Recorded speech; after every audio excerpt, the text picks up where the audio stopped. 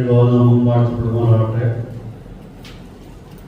ഇന്ന് രാത്രിയിൽ ദൈവത്തിൻ്റെ സന്നിധിയിലായിരിക്കുന്ന എല്ലാ സഹോദരിമാരെയും കുഞ്ഞുങ്ങളെ ഓർത്ത് ദൈവത്തിന് സ്തോത്രം ചെയ്യുന്നു. വീണ്ടും നമുക്ക് ദൈവവചനം പഠിക്കുവാനായിട്ട് ഒരു അവസരം ലഭിച്ചു. അതിനായിട്ട് നമുക്ക് ദൈവത്തിന് സ്തോത്രം ചെയ്യാം. ഇന്ന് രാത്രി നമ്മുടെ പഠനത്തിനായിട്ട് നമുക്ക് യാക്കോബിന്റെ ലേഖനം 5-ാം അധ്യായം അതിൻ്റെ 1 മുതൽ 6 വരെയുള്ള വാക്യം നമുക്ക് വായിക്കാം. അന്യോധനവന്മാരെ, നിങ്ങളുടെ മേൽ വരുന്ന ദുരിതങ്ങൾ നിമിത്തം കരഞ്ഞു ഉറങ്ങുകയും നിങ്ങളുടെ ധനം ദ്രവിച്ചും ഉടുപ്പ് ചിതലരിച്ചും പോയി നിങ്ങളുടെ പൊന്നും വെള്ളിയും കറപിടിച്ച് ആ കറ നിങ്ങളുടെ നേരെ സാക്ഷിയാകും. അത് തീ പോലെ നിങ്ങളുടെ ജഡത്തെ തിന്നുകളയും. അന്ത്യകാലത്ത് നിങ്ങൾ നിക്ഷേപങ്ങളെ ശേഖരിച്ചിരിക്കുന്നു. നിങ്ങളുടെ നിലങ്ങൾ കൊയ്ത വേലക്കാരുടെ കൂലി നിങ്ങൾ പിടിച്ചുവല്ലോ. അത് നിങ്ങളുടെ അടുക്കൽ നിന്ന് നിലവിളിക്കുന്നു. കൊയ്തവരുടെ മുറവിളി സൈന്യങ്ങളുടെ കർത്താവിന്റെ ചെവിയിൽ എത്തിയിരിക്കുന്നു. നിങ്ങൾ ഭൂമിയിൽ ആഡംബരത്തോടെ സുഖിച്ച് കുല ദിവസത്തിൽ എന്ന പോലെ നിങ്ങളുടെ ഹൃദയത്തെ പോഷിപ്പിച്ചിരിക്കുന്നു. നിങ്ങൾ നീതിമാനെ കുറ്റം വിധിച്ച് കൊന്നു, അവൻ നിങ്ങളോട് മറുത്തു നിൽക്കുന്നതുമില്ല. ചില ആഴ്ചകളായി യാക്കോബിന്റെ ലേഖനത്തിൽ നിന്നാണ് പഠിച്ചുകൊണ്ടിരിക്കുന്നത്. നമ്മുടെ പഠനത്തിന്റെ ഒരു പ്രത്യേകത, നമ്മൾ വാക്യം പ്രതിവാക്യമായിട്ടാണ് പഠിച്ചു വരുന്നത്. അത് പഠിക്കുമ്പോൾ അതിനകത്ത് അടങ്ങിയിരിക്കുന്ന ഓരോ വിഷയങ്ങളും ആശയങ്ങളും ആഴമായിട്ട് ഒരു വിശകലനം ചെയ്ത് ആണ് നാം പഠിച്ചു വരുന്നത്. അങ്ങനെ പഠിക്കുമ്പോൾ നമുക്ക് മനസ്സിലാക്കാൻ ബുദ്ധിമുട്ടുള്ള ഭാഗങ്ങൾ, സംശയമുള്ള ഭാഗങ്ങൾ, തർക്കമുള്ള ഭാഗങ്ങൾ ഇതെല്ലാം നാം ആഴമായിട്ട് പഠിച്ചു വരികയാണ്. സാധാരണ ഇത്രയും ആഴമായിട്ട് അവിടുത്തെ അങ്ങനെ പഠിക്കാറില്ല. ദൈവം നമുക്ക് സമയങ്ങളെ തന്നിരിക്കുന്നതുകൊണ്ട്, നമുക്ക് സമയമുള്ളതുകൊണ്ട് അതിൻ്റെ ആഴലോട്ട് പോയിട്ടാണ് നമ്മൾ പല വിഷയങ്ങളെ പറ്റി ചിന്തിച്ചു വരുന്നത്. ഇന്ന് രാത്രിയിൽ 6 വരെയുള്ള വാക്യം മാത്രമേ ചിന്തിക്കുന്നുള്ളൂ. അധികം സമയം എടുക്കുകയില്ല. ഇവിടെ 4-ാം അധ്യായത്തിൽ പറഞ്ഞ് അവസാനിപ്പിച്ചതിൻ്റെ തുടർമാനമായിട്ടാണ് യാക്കോബ് 5-ാം അധ്യായത്തിൻ്റെ 1 മുതൽ 6 വരെയുള്ള ഭാഗങ്ങളിൽ നമുക്ക് കാണാൻ കഴിയും. യാക്കോബ് കഴിഞ്ഞ അവസാന വാക്യങ്ങളിൽ അവസാനിപ്പിച്ചത് പ്രകാരമാണ്: നന്മ ചെയ്യുവാൻ അറിയാമായിരുന്നിട്ടും ചെയ്യാത്തവൻ അത് പാവം തന്നെ എന്ന് പറഞ്ഞ് അവസാനിപ്പിക്കുക. അതിനുമ്പ് ധനവന്മാരെ പറ്റി ധാരാളം പറയുന്നുണ്ട്. അവസാനം അവരുടെ എല്ലാം ചേർത്ത് പറയാണ്, നിങ്ങൾക്ക് സമൂഹത്തിൽ ജീവിക്കുമ്പോൾ നന്മ ചെയ്യാൻ അറിയാം, എന്താണ് ചെയ്യേണ്ടതെന്ന് അറിയാം. പക്ഷെ അവഗണിച്ച് അത് ചെയ്യാതെ ജീവിക്കുന്നെങ്കിൽ അത് പാവം തന്നെ എന്ന് യാക്കോബ് പറഞ്ഞ് അവസാനിപ്പിക്കുകയാണ്. അതിനുശേഷമായിട്ട് അതിന് തുടർന്ന് തന്നെ ആ വിഷയത്തിന്റെ കണ്ടിന്യൂവേഷൻ ആയിട്ടാണ് 1 മുതൽ 6 വരെയുള്ള ഭാഗങ്ങളിലേക്ക് കടന്നു വരുമ്പോൾ അവിടെ കാണാൻ കഴിയും. ഇവിടെ 1 മുതൽ ഈ 5-ാം അധ്യായത്തിന്റെ പ്രത്യേകത, നാം ഇതുവരെ പഠിച്ചു വരുന്ന അധ്യായങ്ങളെല്ലാം യാക്കോബ് സഹോദരന്മാരെ എന്ന് എല്ലാവരും പറയുക. സഹോദരന്മാരെ പറയുന്നു. അതിൻ്റെ അർത്ഥം യാക്കോബ് എഴുതുന്നത് നമുക്കറിയാം, സഭയ്ക്കാണ് എഴുതുന്നത്. എന്നാൽ 5-ാം അധ്യായത്തിന്റെ ഈ ആരംഭ വാക്ക്, ഓപ്പണിംഗ് വേർഡ്സ് ആരംഭിക്കുന്ന അല്ലയോ ധനവാന്മാരെ എന്നാണ് പറയുന്നത്. എന്നാൽ 5-ാം അധ്യായത്തിന്റെ 7-ാം വാക്യത്തിലേക്ക് കടന്നു വരുമ്പോൾ അവിടെ സഹോദരന്മാരെ എന്ന് പറയുന്നു. 12-ാം വാക്യത്തിൽ വിശേഷ സഹോദരന്മാരെ എന്ന് പറയുന്നു. അതുപോലെ 11-ാം വാക്യത്തിൽ കടന്നു വരുമ്പോൾ നിങ്ങൾ കഷ്ടം അനുഭവിക്കുന്നത് പ്രാർത്ഥിക്കട്ടെ, അത് തന്നെ സഹോദരന്മാർക്ക് വേണ്ടിയാണ് പറയുന്നത്. അവസാനം 19-ാം വാക്യത്തിൽ സഹോദരന്മാരെ എന്ന് പറയും. എന്നാൽ 1-ാം വാക്യത്തിൽ അല്ലയോ ധനവാന്മാരെ എന്ന് പറഞ്ഞുകൊണ്ടാണ് ആരംഭിക്കുന്നത്. നാം ഈ 5-ാം അധ്യായം സൂക്ഷ്മമായിട്ട് പഠിക്കുമ്പോൾ ഈ 5-ാം അധ്യായത്തിൽ അനേക കാര്യങ്ങൾ നമുക്ക് പഠിക്കുവാനായിട്ട് കഴിയും. ഒന്നാമതായിട്ട് യാക്കോബിനെ ഒരു സാമൂഹിക നീതിക്ക് വേണ്ടി നിലകൊള്ളുന്ന ഒരു പ്രവാചകനായിട്ട് നമുക്ക് യാക്കോബിനെ കാണാൻ കഴിയും. അദ്ദേഹത്തിൻ്റെ മുഖ്യ ലക്ഷ്യം സമൂഹത്തിന് നന്മ, വിശ്വാസികളുടെ നന്മ, സമൂഹത്തിൽ നന്മ, അതിനുവേണ്ടി നിലപാടുകൾ എടുത്തിരിക്കുന്ന ശക്തനായിട്ടുള്ള ഒരു കരുത്തനായ പ്രവാചകനായിട്ട് നമുക്ക് യാക്കോബിനെ ഇവിടെ കാണാൻ കഴിയുന്നുണ്ട്. രണ്ടാമതായിട്ട് ഇവിടെ നമുക്ക് കാണാൻ കഴിയുന്ന ഈ അധ്യായത്തിലെ പ്രധാനപ്പെട്ട വേറൊരു വിഷയം, പാവങ്ങളെ ചൂഷണം ചെയ്യുന്നവരെ അഥവാ ജോലിക്കാരെ ചൂഷണം ചെയ്യുന്നവരെ ശക്തമായ ഭാഷയിൽ യാക്കോബ് ഇവിടെ അപലപിക്കുന്നുണ്ട്. അത് ശരിയല്ല, കാണിക്കുക തെറ്റാണ് എന്ന് ശക്തമായ ഭാഷയിൽ ചൂഷണം ചെയ്യുന്നവരെ ശക്തമായിട്ട് യാക്കോബ് താക്കീത് ചെയ്യുകയാണ്. മൂന്നാമതായിട്ട് കാണാൻ കഴിയുന്നത് സ്വാർത്ഥതയുടെയും ആഡംബരത്തിനായിട്ടും പണം ചിലവഴിക്കുന്നതിന് യാക്കോബ് ശാസിക്കും. പണം നിങ്ങൾ ഉണ്ടാക്കുന്ന വഴികളൊക്കെ മോശമായ രീതിയിൽ കൂടെയാണ്, പക്ഷെങ്കിൽ നിങ്ങൾ എന്തിനു വേണ്ടി അത് ഉപയോഗിക്കുന്നത്? സ്വാർത്ഥതയ്ക്ക് വേണ്ടിയും ആഡംബരമായ ജീവിതം നയിക്കാൻ വേണ്ടിയും അത് ഉപയോഗിക്കുകയാണ്. അങ്ങനെ ഉപയോഗിക്കുന്നതിനെ യാക്കോബ് ശാസിക്കുന്നു. നാലാമതായിട്ട് കാണാൻ കഴിയുന്നത് ധനവാന്മാർ പാവങ്ങളെ അവരുടെ ആവശ്യഘട്ടങ്ങളിൽ കടന്നു ചെന്ന് സഹായിക്കാത്തതിനെ ഓർത്ത് യാക്കോബ് ദുഃഖിക്കുകയാണ്. പണമുണ്ടായിട്ടും സൗകര്യമുണ്ടായിട്ടും പാവങ്ങളായിരിക്കും ധാരാളം പേര് സമൂഹത്തിലുണ്ട്. എന്നാൽ അവരുടെ അടുത്ത് ചെന്നിട്ട് അർഹിക്കുന്നതായിരിക്കുന്ന സഹായങ്ങൾ നിങ്ങൾ ചെയ്യുന്നില്ലല്ലോ എന്ന് പറഞ്ഞുകൊണ്ട് യാക്കോബ് ദുഃഖിക്കുകയാണ്. അഞ്ചാമതായിട്ട് കാണാൻ കഴിയുന്നത് ധനവാന്മാരായിരിക്കുന്നവർ നീതിമാന്മാരോട് അഥവാ വിശ്വാസികളോട് അഹങ്കാര മനോഭാവം കാട്ടുന്നതിന് യാക്കോബ് ശക്തമായി എതിർക്കുകയാണ്. ഞങ്ങൾക്കെല്ലാം ഉണ്ട്, സമൃദ്ധി ജീവിക്കുന്നു എന്ന വിശ്വാസികളോട് തികഞ്ഞ ഒരു അഹങ്കാര മനോഭാവത്തോടുകൂടി പെരുമാറുന്ന ആൾക്കാർ സമൂഹത്തിലുണ്ട്. അവരോട് ശക്തമായ ഭാഷയെ പറയുകയാണ്. ഇവിടെ ഒന്നാം വാക്യത്തിൽ കടന്നു വരുമ്പോൾ അല്ലയോ ധനവാന്മാരെ എന്ന് തുടങ്ങിയാണ്. ബാക്കി എല്ലാ അധ്യായങ്ങളിലും ഈ അധ്യായത്തിൻ്റെ ബാക്കി ഭാഗങ്ങളൊക്കെ സഹോദരന്മാരെ എന്ന് പറഞ്ഞ് ആരംഭിക്കുമ്പോൾ ഇവിടെ ധനവാന്മാരെ അല്ലയോ ധനവാന്മാരെ എന്ന് ആരംഭിക്കുക. ഈ 1 മുതൽ 6 വരെയുള്ള ഭാഗങ്ങൾ സൂക്ഷ്മമായി പഠിക്കുമ്പോൾ അതിൻ്റെ അവസാന ഭാഗങ്ങളിൽ ഇവർക്ക് സംഭവിക്കാൻ പോകുന്ന ന്യായവിധിയെപ്പറ്റിയൊക്കെ ചിന്തിച്ചു വരുമ്പോൾ തീർച്ചയായിട്ടും നമുക്ക് മനസ്സിലാക്കാൻ കഴിയുന്നത് ഇതൊരിക്കലും വിശ്വാസികളായ ധനവാന്മാരല്ല. എല്ലാ കമൻറ്റേറ്റേഴ്സും പറയുന്നത് ഇവർ വിശ്വാസികളായ ധനവാന്മാരല്ല, എന്നാൽ ദൈവത്തെ മറന്ന് വിശ്വാസം ജീവിതം നയിക്കാതെ സമൂഹത്തിൽ ജീവിക്കുന്ന ഒരു പറ്റം ധനവാന്മാരെ അഡ്രസ്സ് ചെയ്യുന്ന ഭാഗമാണ്. അവർ ദൈവമായിട്ട് ബന്ധമൊന്നുമില്ല. അവിടെ ശിക്ഷാവിധിയെപ്പറ്റി ശക്തമായിട്ട് യാക്കോബ് പറയുന്നുണ്ട്. പ്രത്യേക ഭാഷയിലാണ് യാക്കോബ് അവിടെ പറയുന്നത്. ഇവിടെ തീർച്ചയായും നമുക്ക് മനസ്സിലാക്കാൻ കഴിയുന്നത് ഇവരെ തീർച്ചയായിട്ടും വിശ്വാസികളായിട്ടുള്ള ധനവാന്മാരല്ല. അങ്ങനെയാണെങ്കിൽ ശിക്ഷാവിധി അങ്ങനെ വരാൻ സാധ്യതയില്ല. എന്നാൽ ഇവിടെ പറയുന്നത് ധനവാന്മാരെ നിങ്ങൾക്ക് ഉടൻ സംഭവിക്കാൻ പോകുന്ന ദുരന്തങ്ങൾ അത് ഭയാനകമായിരിക്കുമെന്ന് പറയുക. നിങ്ങളുടെ മേൽ വരാൻ പോകുന്ന ദുരന്തം അതിഭയാനകമായിരിക്കും എന്ന് പറയുകയാണ്. അതുകൊണ്ട് പറയുകയാണ് അത് സംഭവിക്കാതിരിക്കുവാനായിട്ട് നിങ്ങൾ എന്ത് ചെയ്യണം? കരഞ്ഞ് മുറയിടുവീൻ, കരയുവീൻ, വിലപിപ്പീൻ. വലിയ ദുരന്തം സംഭവിക്കാൻ പോകുന്നു, വലിയ ശിക്ഷാവിധി സംഭവിക്കാൻ പോകുന്നു, ന്യായവിധി സംഭവിക്കാൻ പോകുന്നു. അങ്ങനെ ഉണ്ടാകാതിരിക്കാൻ കരഞ്ഞ് മുറയിടുവീൻ എന്ന് പറയാം. പ്രിയപ്പെട്ടവരെ, ലോകത്തിൽ എന്താണ് സംഭവിക്കാൻ പോകുന്നത് നമുക്ക് അറിഞ്ഞുകൂടാ. അടുത്ത നിമിഷങ്ങളിൽ എന്താണ് സംഭവിക്കാൻ നമുക്ക് അറിഞ്ഞുകൂടാ. ഒരിക്കലും ഒന്നും പ്രവചിക്കാൻ പറ്റാത്തൊരു അന്തരീക്ഷത്തിൽ കൂടി ഇന്ന് ലോകം പോയിക്കൊണ്ടിരിക്കുകയാണ്. മുൻകാലങ്ങളെ അപേക്ഷിച്ച് നോക്കുമ്പോൾ എത്രയോ ദുരന്തങ്ങൾ, ദുർമരണങ്ങൾ, ചെറുപ്രായത്തിലുള്ള മരണങ്ങൾ ഇങ്ങനെ സംഭവിച്ചുകൊണ്ടിരിക്കുക. ഈ ദിവസങ്ങളിൽ വലിയ സമൂഹ ലോകത്തിൽ മാറ്റപ്പെട്ടുകൊണ്ടിരിക്കുകയാണ്. പ്രത്യേകിച്ച് മാധ്യമങ്ങളൊക്കെ നമുക്കുള്ളതുകൊണ്ട് നമുക്ക് എല്ലാം പെട്ടെന്ന് അറിയാൻ കഴിയുന്നുണ്ട്. എന്താണ് ഒരു മനുഷ്യൻ്റെ ജീവിതത്തിൽ അടുത്ത നിമിഷം സംഭവിക്കാൻ പോകുന്നതെന്ന് അറിയത്തില്ല. അതുകൊണ്ട് ഇവിടെ യാക്കോബ് പറയാണ്, നാളെ നിങ്ങളുടെ ജീവിതം എവിടെയായിത്തീരും, എങ്ങനെയായിത്തീരും, എവിടെ ചെലവഴിക്കും, എന്തായിത്തീരുമെന്ന് അറിയാതെ കൊണ്ട് ഇപ്പോൾ ദൈവസേനയിൽ കരഞ്ഞ് മുറയിടുവീൻ, കരയുവീൻ. കരയുമ്പോൾ മനസ്സലിയുന്നവനാണ് കർത്താവ് എന്ന് നമുക്ക് കാണാൻ കഴിയുന്നു.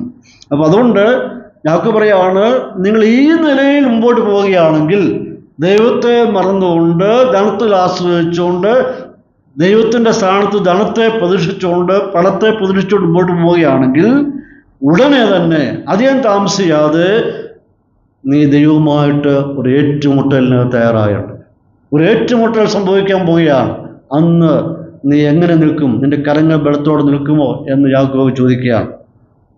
അതുകൊണ്ട് യാക്കോബ് പറയാണ്, നിങ്ങളുടെ മനോഭാവങ്ങൾ, നിങ്ങളുടെ നിലപാടുകൾ മാറ്റമില്ലാതെ ഇതേ നിലപാടത്തിൽ മുമ്പോട്ട് പോയാൽ, ദൈവവുമായിട്ട് ബന്ധമില്ലാതെ, ദൈവഭയമില്ലാതെ, ദൈവത്തെ ആരാധിക്കാതെ ഈ നിലയിൽ ധനത്തിൽ ആശ്രയിച്ചുകൊണ്ട് മുമ്പോട്ട് പോകുന്നുവെങ്കിൽ സംഭവിക്കാൻ പോകുന്നത് ഒരിക്കൽ നിങ്ങൾ ലജ്ജിതരായിത്തീരും, മാത്രമല്ല പശ്ചാത്തപിക്കേണ്ടതായിട്ടും വരുമെന്ന് പറയുകയാണ്.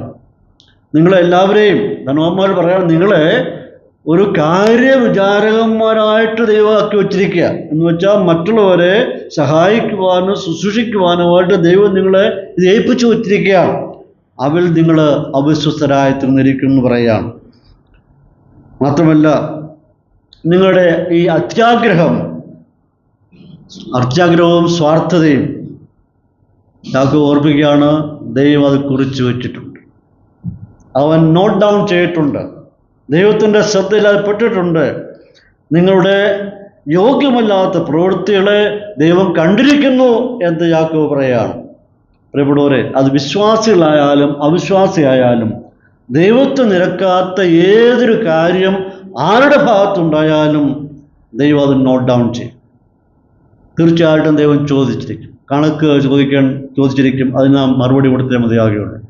അതുകൊണ്ട് ദൈവവചനം പഠിക്കുമ്പോൾ നമ്മെ തന്നെ ഒന്ന് ശോധന ചെയ്ത് വിലയിരുത്തി ഞാൻ ഏത് സ്ഥാനത്ത് നിൽക്കുന്നു എന്ന് ശോധന ചെയ്തിട്ട് നമ്മൾ എന്ത് ചെയ്യണമെന്നറിയാമോ? ഒന്ന് ബ്രേക്ക് ഡൗൺ ചെയ്യണം, ഒന്ന് തകർന്ന് പറഞ്ഞു. അതാണ് കഴിഞ്ഞ ആഴ്ച നാം ചിന്തയ്ക്കുണ്ടായി. അത്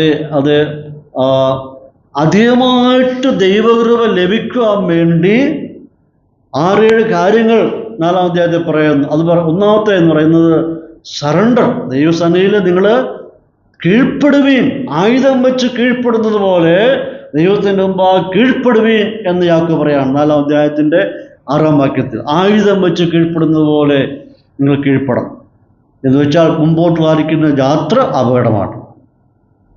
വലിയ പ്രതിസന്ധി ഞാൻ പെട്ടിരിക്കുകയാണ്, രക്ഷപ്പെടുവാൻ മാർഗമില്ലാതെ വരുമ്പോൾ സകല ആയുധധാരികളും ആയുധം വെച്ച് സാഷ്ടാംഗം വീണ് കീഴ്പ്പെടുന്നത് പോലെ യാക്കോബ് ഓർപ്പിക്കുകയാണ്, നിങ്ങൾ കീഴ്പ്പെടണം, ദൈവത്തിൻ്റെ മുമ്പാകെ കീഴ്പ്പെടണം. അങ്ങനെ 7 കാര്യങ്ങൾ 4-ാം അധ്യായത്തിൻ്റെ 6 മുതൽ 10 വരെ വായിക്കുന്നുണ്ട്.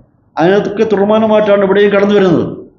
ഇനിയും 2-ാമത്തെ വാക്യത്തിൽ കടന്നു വരുമ്പോൾ യാക്കോബ് പറയുന്നത്,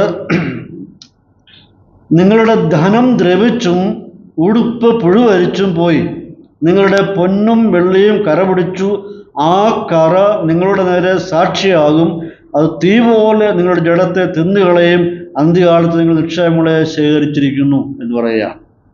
ഇവിടെ 2-ാം ഭാഗത്തേക്ക് കടന്നു വരുമ്പോൾ ഈ ധനവാന്മാർ ചെയ്തിരിക്കുന്നത് എന്ത് ചെയ്യുന്നു? നിങ്ങൾ വിലപിടിപ്പുള്ളായിരിക്കുന്ന വസ്തുവകകൾ പൂഴ്ത്തി വച്ചിരിക്കണം. അതാണ് വെച്ചിരിക്കുന്നത്. നിങ്ങൾ പൂഴ്ത്തി വച്ചിരിക്കണം. നിങ്ങളുടെ ധനം ദ്രവിച്ചു പോയി, നിങ്ങളുടെ ഉടുപ്പ് പുഴുവരിച്ചു പോയി, നിങ്ങളുടെ പൊന്നും വെള്ളിയും കറ പിടിച്ചു പോയി. 4 വസ്തുക്കളെ പറ്റി യാക്കോബ് പറയാണ്: ധനം, ഉടുപ്പ്, പൊന്ന്, വെള്ളി. ഞാൻ പറയുമ്പോൾ വാക്യം കൂടെ ശ്രദ്ധിക്കണം. അതിനകത്ത് നമ്മൾ വളരെ വിശകലനം ചെയ്താൽ പഠിക്കുന്നത്. 4 വസ്തുക്കളെ പറ്റി യാക്കോബ് പറയുകയാണ്. ധനവന്മാർ പറയാണ്, നിങ്ങളുടെ ധനം, ഉടുപ്പ്, പൊന്ന്, വെള്ളി ഇത് ദ്രവിച്ചും പുഴുവരിച്ചും കറപിടിച്ചും പോയിരിക്കുന്നു എന്ന് പറയുക. യഹൂദന്മാരുടെ സമ്പത്ത്, അവരുടെ സമ്പത്ത് എന്ന് പറയുന്നത് പല ഘട്ടങ്ങളായിട്ടാണ്, അവർ പല രീതിയിലാണ് തിരിച്ചിരിക്കുന്നത്. അതായത് ധാന്യങ്ങളും വിത്തുകളും ഭക്ഷ്യസാധനങ്ങളെല്ലാം അവിടെ സമ്പത്തായിട്ട് അവർ കണക്കാക്കും. കൂടാതെ വേറിയ വസ്ത്രങ്ങളുണ്ട്, അത് അവരുടെ ഒരു സമ്പത്തായിട്ട് കണക്കാക്കും. കന്നുകാലികൾ, ആടുമാടുകൾ അവരുടെ സമ്പത്താണ്. മക്കൾ അവരുടെ സമ്പത്താണ്. പൊന്ന്, വെള്ളി മുതലായ വസ്തുക്കളെല്ലാം അവരുടെ സമ്പത്താണ്. ഇതെല്ലാം അവരുടെ സമ്പത്തുകളാണ്. അപ്പോൾ ഈ സമ്പത്തിനകത്ത് യാക്കോബ് പറയാണ്, നിങ്ങളുടെ ധനമുണ്ട്, ഉടുപ്പുണ്ട്, പൊന്നുണ്ട്, വെള്ളിയുണ്ട്. പക്ഷേ ഒരു ദിവസം വരുന്നുണ്ട് ആർക്കും ഉപയോഗിക്കാൻ പറ്റാത്ത, നിങ്ങൾക്ക് ഇതുകൊണ്ട് പ്രയോജനം ഉണ്ടാകാൻ പോകാത്ത ഒരു ദിവസം വരുന്നു എന്ന് യാക്കോബ് ഓർപ്പിക്കുകയാണ്. ആദ്യമായി പറയുകയാണ് ധനത്തെ പറ്റി പറയും. ധനം, അതാണ് നമുക്ക് രണ്ടാം വാക്യത്തിൽ പറയും, നിങ്ങളുടെ ധനം ദ്രവിച്ച് പോകും. അവിടെ പറഞ്ഞിരിക്കുന്ന വെൽത്ത് അല്ലെങ്കിൽ റിച്ചസ്, അവിടെ ഉപയോഗിച്ചിരിക്കുന്ന പദം റോട്ടൺ എന്നാണ്, അതായത് അഴുകിപ്പോയി എന്നാണ്. ധനം അഴുകിപ്പോയി. അന്ന് ബൈബിൾ കാലഘട്ടങ്ങളൊന്നും കറൻസി നോട്ടുകളൊന്നുമില്ല, നാണയങ്ങളാണ്. നാണയങ്ങൾ എങ്ങനെയാണ് അഴുകിപ്പോകുന്നത്? നാണയങ്ങൾ ഒരിക്കലും അഴുകിപ്പോകത്തില്ല. പക്ഷെ ഇവിടെ ഉപയോഗിച്ചിരിക്കുന്നത് റോട്ടൺ, അഴുകിപ്പോയി, ചീഞ്ഞു പോയി എന്നാണ്. ഇവിടെ മാത്രമായിട്ട് പുതിയ നിയമത്തെ മാത്രം ഉപയോഗിച്ചിരിക്കുന്ന ഒരു വാക്കുണ്ട്, അത് സേപ്പോ എന്ന് പറയുന്നൊരു വാക്ക് ഉപയോഗിച്ചിരിക്കുന്നത്. അതിന് പുതിയ നിയമത്തിൽ ആദ്യമായിട്ട് ഇവിടെ ഉപയോഗിച്ചിരിക്കുന്നത്. എന്നാൽ ഈ പറയുന്ന സേപ്പോ എന്ന് പറയുന്ന ഗ്രീക്ക് പദം ബൈബിളിന് പുറത്ത് ഉപയോഗിച്ചിട്ടുണ്ട്. ആ പദത്തിൻ്റെ അർത്ഥം എന്ന് പറയുന്നത് ചീഞ്ഞത്, അഴുകി നാറിയത്, അഴുകിയ മാംസം, ചീഞ്ഞ പഴം എന്നൊക്കെയാണ് ആ വാക്കിൻ്റെ അർത്ഥം. ആ വാക്ക് തന്നെയാണ് ഇവിടെ യാക്കോബ് ഉപയോഗിച്ചിരിക്കുന്നത്. അപ്പോൾ നിങ്ങളുടെ ധനം അഴുകിപ്പോയി, ചീഞ്ഞുപോയി എന്ന് പറയുമ്പോൾ കറൻസി നോട്ടല്ല, ഈ നാണയങ്ങളാണെങ്കിൽ ഒരിക്കലും അഴുകിപ്പോകാനായിട്ട് സാധ്യതയില്ല. നാണയങ്ങളല്ല, നാണയം അഴുകിപ്പോകത്തില്ല, കറ പിടിക്കത്തേ ഉള്ളൂ.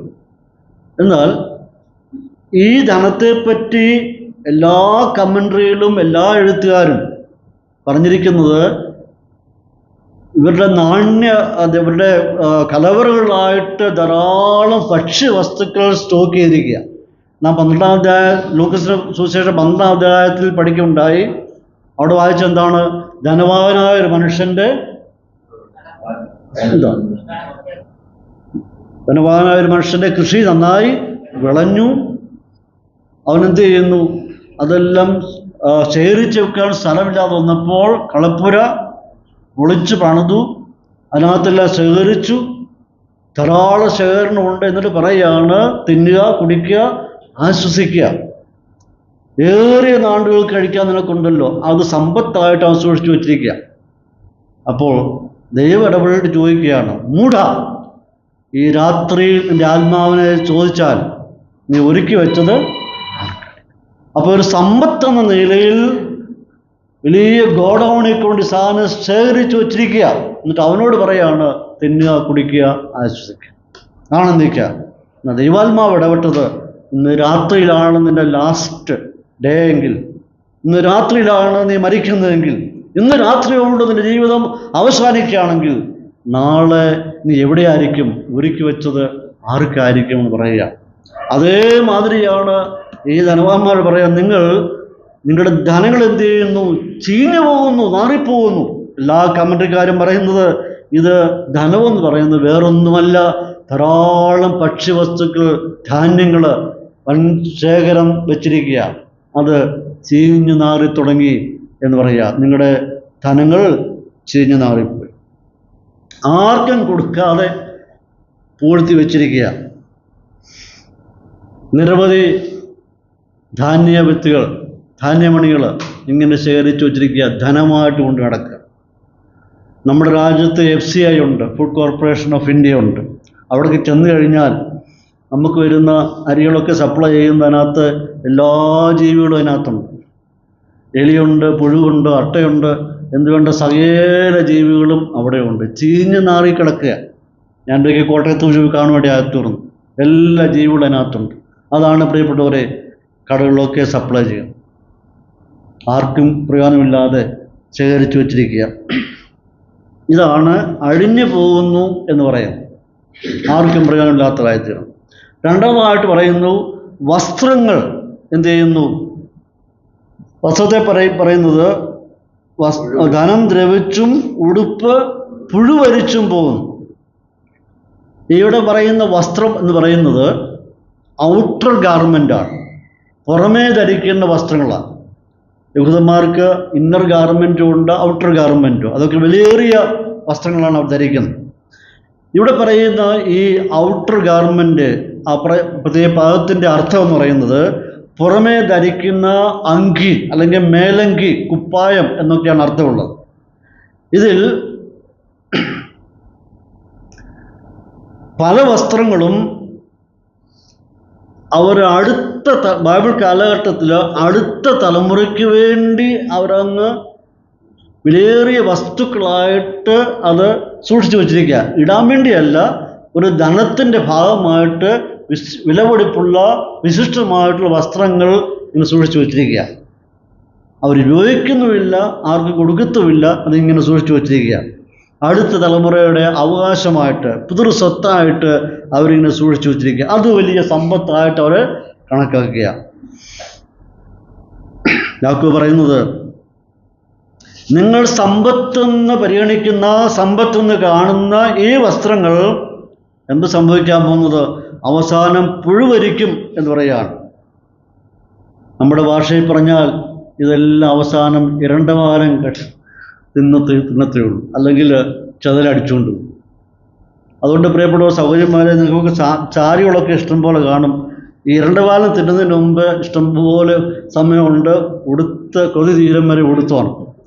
അതൊക്കെ കണ്ടിച്ചു കഴിഞ്ഞാൽ പിന്നെ എന്ത് പ്രയോജനമുണ്ട്? അതുകൊണ്ട് നമ്മുടെ സഭയ്ക്ക് കളർ സാരി ഉടുക്കുന്നതിന് വിരോധമൊന്നുമില്ല, കളർ സാരി ഉടുക്കുന്നത്. അതുകൊണ്ട് ഇഷ്ടമുള്ളിടത്തോളം എത്രയും വേഗത്തിൽ ഉടുത്ത് അതിൻ്റെ കൊതി തീർന്നോണം. ഇത് സാധനമെല്ലാം വെട്ടിക്കളഞ്ഞാൽ പിന്നെ കരയേണ്ട ആവശ്യമൊന്നുമില്ല. ഞാൻ ചില വർഷങ്ങൾക്ക് മുമ്പ് ഒരു സഭയുടെ ഒരു സഹോദരിയുമായിട്ട് ഒരുപാട് സംസാരിച്ചപ്പോൾ ഒത്തിരി സഹകരിക്കുന്ന സഹോദരിയ. അപ്പം ആ സഹോദരി പോയി, ഞങ്ങളുടെ മൂപ്പന്മാർ ഈ കളർ സാരി ഒന്നും ഉടുക്കാനായിട്ട് സമ്മതിക്കത്തില്ല, വെള്ളസാരി മാത്രമേ അനുവദിക്കത്തുള്ളൂ. ഞാൻ പറഞ്ഞു, വെള്ളസാരി നല്ലതാണല്ലോ, കാഴ്ചയ്ക്ക് നല്ല ഭംഗിയാണല്ലോ എന്ന് പറഞ്ഞപ്പോൾ ആ സഹോദരി പറഞ്ഞത്, ഭംഗിയൊക്കെയാ, പക്ഷേ ദൂരെ നിന്ന് നോക്കിയാൽ ഈ കണ്ടത്തിലെ കൊക്കുകൾ വന്നിരിക്കുന്നവർക്ക് ഭംഗിയുണ്ട്, പക്ഷേ ഈ കണ്ടത്ത് മുണ്ടുകളിരിക്കുന്ന പോലെ എല്ലാം കൂടെ വരിയായിട്ടിരിക്കുക.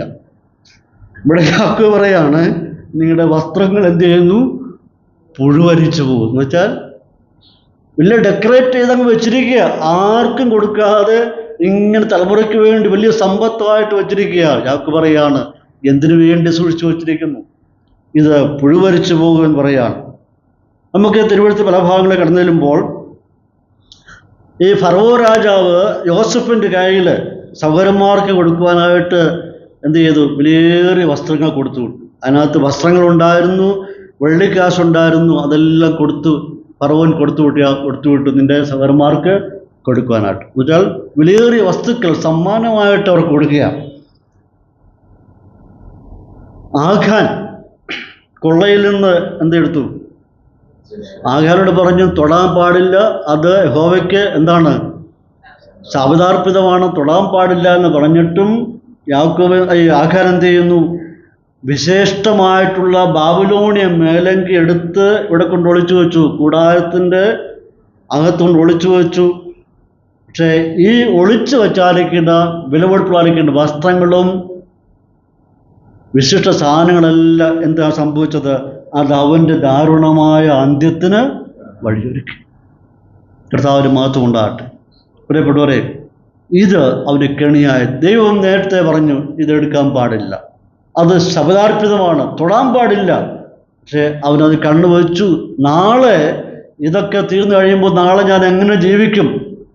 നാളത്തേക്ക് വേണ്ടി ശേഖരിച്ചു വെച്ചതാ. പക്ഷെ അവസാനം അവൻ്റെ ദാരുണമായ അന്ത്യത്തിലേറ്റെന്ന് കലാശിക്കിടയായിരുന്നു.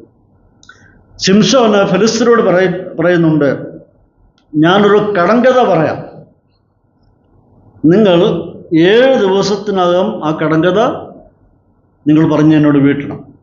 അത് വീട്ടിയാൽ ഞാൻ നിങ്ങൾക്ക് 30 ഉള്ളങ്കിയും 30 വിശേഷ വസ്ത്രങ്ങളും തരാം എന്ന് പറഞ്ഞു. ഇല്ലെങ്കിൽ അത്രയും സാധനം നിങ്ങൾ എനിക്ക് തരണം. അപ്പോൾ ഇവിടെ സമ്മാനമായിട്ട് കൊടുക്കുന്നത് വിലയേറിയ വസ്ത്രങ്ങളാണ്. വിലപിടിപ്പിലായിരിക്കുന്ന വസ്ത്രങ്ങൾ സമ്മാനമായി കൊടുക്കുകയാണ്.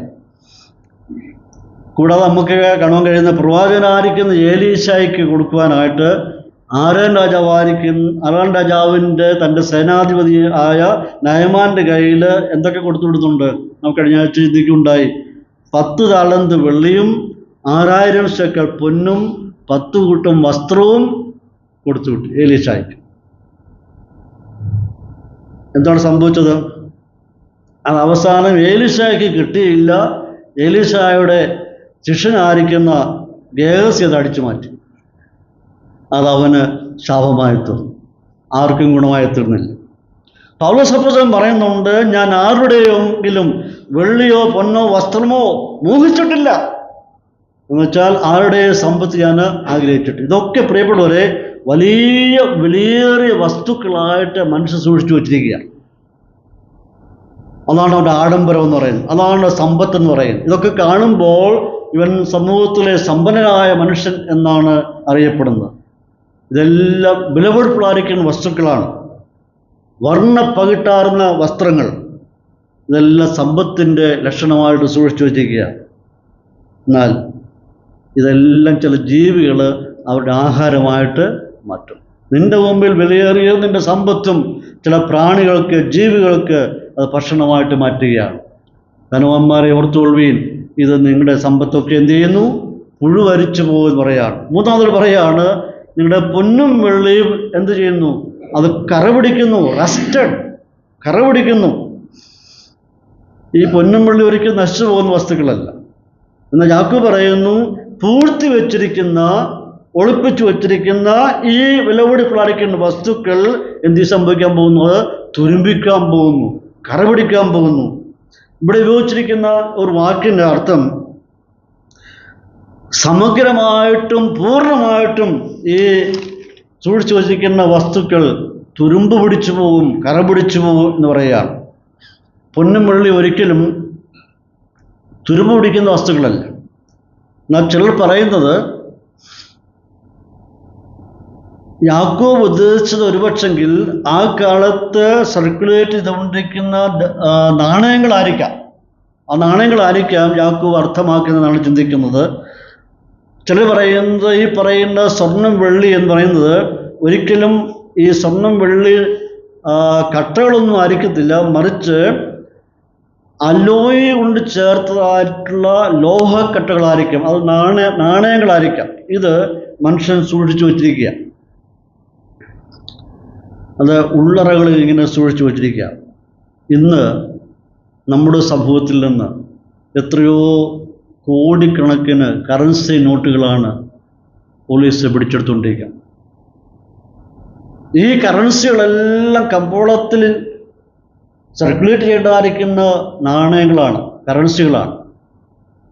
ഇത് മനുഷ്യന് മൂടി വെക്കാൻ വേണ്ടി ഉള്ളതല്ല, ഇതെല്ലാം ബിസിനസ്സിന് വേണ്ടി കമ്പോളത്തിൽ ഇറങ്ങേണ്ടതായിരിക്കുന്ന കറൻസികളാണ്.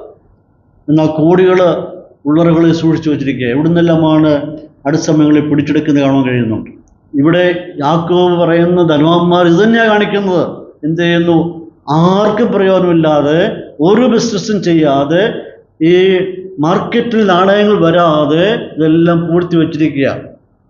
അവരോട് പറയാണ്, ധനവാന്മാരെ നിങ്ങൾക്ക് വരാൻ പോകുന്ന ഭയാനമായിരിക്കുന്ന ഒരു ന്യായവിധിയാണ്. കാരണം എങ്ങനെയാണ് ഇവർ സമ്പാദിച്ചിരിക്കുന്നത്? അടുത്ത വാക്യം വായിക്കുന്നുണ്ട്, പാവങ്ങളോട് അനുകമ്പ കാണിക്കാതെ, പിടിച്ചു പറിച്ചും അവർക്ക് ലഭിക്കേണ്ടതായിരിക്കുന്ന അവകാശങ്ങൾ കൊടുക്കാതെ ചൂഷണം ചെയ്ത് ഉണ്ടാക്കി സൂക്ഷിച്ചു വച്ചിരിക്കുക. അയ്യോ, നിങ്ങൾക്ക് സംഭവിക്കാൻ പോകുന്നത് ഭയാനമായിരിക്കുന്ന ന്യായവിധി ആർക്ക് പറയുക? ഇന്ന് നമ്മുടെ മധ്യകേരളത്തിലുള്ള ബാങ്കുകളിൽ ധാരാളം പണം ഉണ്ടെന്നാണ് പറയപ്പെടുന്നത്. അതിൻ്റെ അവകാശികൾ ആരും ഇവിടെ ഇല്ല. അവരെല്ലാം പണ്ട് യൂറോപ്പിലും ഒക്കെ കുടിയേറി പാർത്തു, അവരവിടെ വെച്ച് മരിച്ചു. അവിടെ തലമുറകൾക്ക് അറിഞ്ഞുകൂടാ അവരുടെ പണത്തെപ്പറ്റി. ബാങ്കുകളിൽ ധാരാളം പണം കിടക്കുകയാണ് അനന്തരാവകാശികളില്ലാതെ. പ്രിയപ്പെട്ടവരെ, ഈ നമ്മുടെ സാമ്പത്തിക വ്യവസ്ഥ എന്ന് പറയുമ്പോൾ ഇത് ക്രയവിക്രയം നടത്തുവാൻ വേണ്ടിയുള്ളതാണ്, മനുഷ്യർക്ക് പ്രയോജനത്തിന് വേണ്ടിയുള്ളതാണ് ഇതൊക്കെ എന്ന് പറയുന്നത്. എന്നാൽ ഒരു പറ്റം ആൾക്കാർ എന്ത് ചെയ്യുന്നു? പൂഴ്ത്തി വെച്ചിരിക്കുകയാണ്. യാക്കോബ് ശക്തമായിട്ട് പറയുകയാണ്, നിങ്ങൾക്ക് ഇതാ ശിക്ഷാവധി സംഭവിക്കാൻ പോവുകയാണ്. കാരണം നിങ്ങൾ ചൂഷണം ചെയ്ത്, പാവങ്ങളെ ചൂഷണം ചെയ്ത് ഉണ്ടാക്കി വച്ചിരിക്കുകയാണ്. നിങ്ങൾ ആഡംബരത്തിൽ ജീവിക്കുകയാണ്. വലിയ ന്യായവിധി നിങ്ങളുടെ മേൽ വരാൻ പോകുന്നു എന്ന് പറയാം. മൂന്നാം വാക്യത്തിൽ കിടന്നു വരുമ്പോൾ അവിടെ നാം വായിക്കുന്ന ആ കറ നിങ്ങളുടെ നേരെ സാക്ഷിയാവും. അത് തീ പോലെ നിങ്ങളുടെ ജഡത്തെ തിന്നുകളയും. അന്ത്യകാലത്ത് നിങ്ങൾ നിക്ഷേപങ്ങളെ ശേഖരിച്ചിരിക്കണം.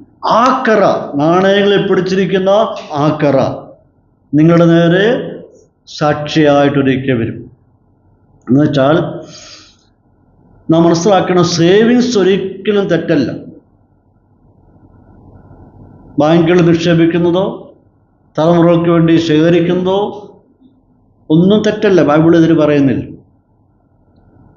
പൗലോസ് അപ്പോസ്തലൻ പറയുന്നുണ്ട്, 2 കൊരിന്ത്യർ 12:14 വായിക്കുന്നുണ്ട്, മക്കൾ അമ്മയപ്പന്മാർക്കല്ല, അമ്മയപ്പന്മാർ മക്കൾക്കായിട്ടല്ലോ ചാർജിക്കേണ്ടത്.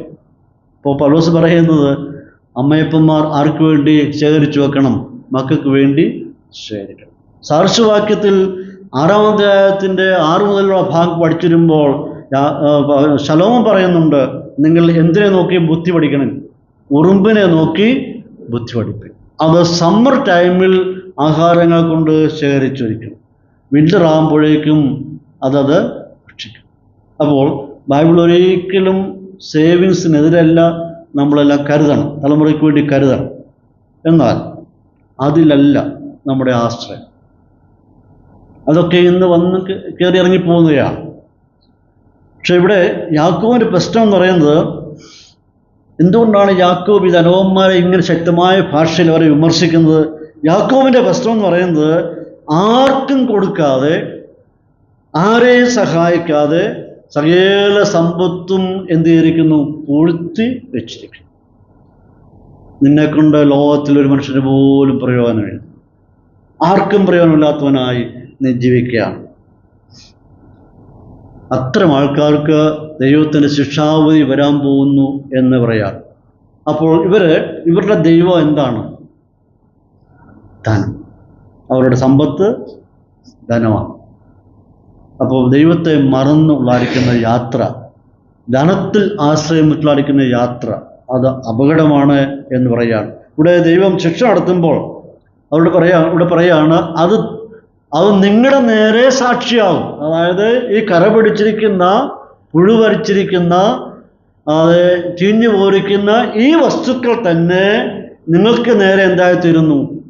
വിറ്റ്നസ്സായിട്ട്, സാക്ഷികളായിട്ട് വരിക. ദൈവം ന്യായം വിധിക്കുമ്പോൾ ഈ വസ്തുക്കൾ വെച്ചുകൊണ്ട് അത് നിങ്ങൾക്കെതിരെ സാക്ഷ്യം പറയുകയാണ്. ദൈവശിക്ഷ നടത്തുമ്പോൾ കറ, തുരുമ്പ് പിടിച്ച ഈ സാധനങ്ങൾ എന്ത് ചെയ്യുന്നു? സാക്ഷ്യം വഹിക്കും. അഴുകിയതും പ്രാണികൾ തിന്നതും സകലവും നിങ്ങളുടെ പ്രവൃത്തികൾക്കെതിരെ സാക്ഷ്യം വഹിക്കും, സാക്ഷ്യം പറയാൻ പറയാം. അതായത് ദൈവം നിങ്ങളെ ന്യായം വിധിക്കുമ്പോൾ ചില സാക്ഷികൾ ആവശ്യമാണ്. എവിഡൻസ് ആവശ്യമാണ്. അന്ന് എന്താ ദൈവം കൊണ്ടിരുന്നത്? ഈ കറ പിടിച്ച വസ്തുക്കൾ, തുരുമ്പ് പിടിച്ച സാധനങ്ങൾ, പുഴുവരിച്ചതിൻ്റെ ബാക്കി, ഇതെല്ലാം ദൈവം എന്ത് ചെയ്യുന്നു? നിങ്ങളുടെ മുമ്പാകെ നിങ്ങളുടെ പ്രവൃത്തികളുടെ, നിങ്ങൾ ചെയ്ത ദോഷപ്രവൃത്തികൾ ഇന്നതാണ് തെളിയിക്കാൻ വേണ്ടി ദൈവം അത് പുറത്തു കൊണ്ടുവരും എന്ന് പറയാം. പ്രിയപ്പെട്ടവർ, എത്ര ഭയാനകമായിരിക്കും ഇവരുടെ മേലുണ്ടാകുന്ന ശിക്ഷാവധി എന്ന് ഓർത്തു നോക്കിക്കേ. എന്നിട്ട് പറയുകയാണ്, ഈ പറയുന്ന സകല വസ്തുക്കളും നിങ്ങളെ കുറ്റം വിധിക്കും, നിങ്ങൾക്കെതിരെ സംസാരിക്കും പറയുകയാണ്. ശിക്ഷ എന്ന് പറയുമ്പോൾ തീ കൊണ്ടുള്ള ശിക്ഷാവധി അഭക്തർക്ക് ഉണ്ടാകും. അതായത് ശാരീരികമായിട്ടുള്ള ദണ്ഡനങ്ങൾ ഉണ്ടാകും എന്ന് പറയുക. തീ കൊണ്ട് ഒരു ശിക്ഷാവധി നടക്കുകയാണ്. ഇവിടെ പറയുന്ന അന്ത്യകാലത്തെപ്പറ്റി പറയുന്നതാണ്. അന്ത്യകാലത്ത്, ഈ അന്ത്യകാലം എന്ന് പറയുന്നത് യേശുക്രിസ്തുവിൻ്റെ 1-ാമത്തെ വരവിനും 2-ാമത്തെ വരവിനും ഇടയിലുള്ളായിരിക്കുന്ന കാലഘട്ടമാണ്.